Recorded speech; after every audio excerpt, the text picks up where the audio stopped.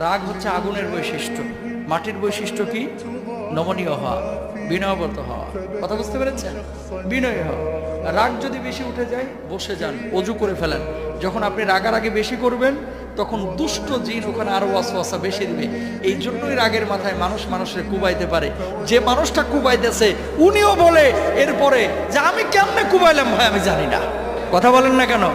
রাগ যখন উঠে যায়, মাইয়া মাথা ফাটাই এলাইছে অথবা বউয়ের হাত ভাঙিয়ে ফেলছে, নাউজুবিল্লাহ বলেন, জায়েজ নাই।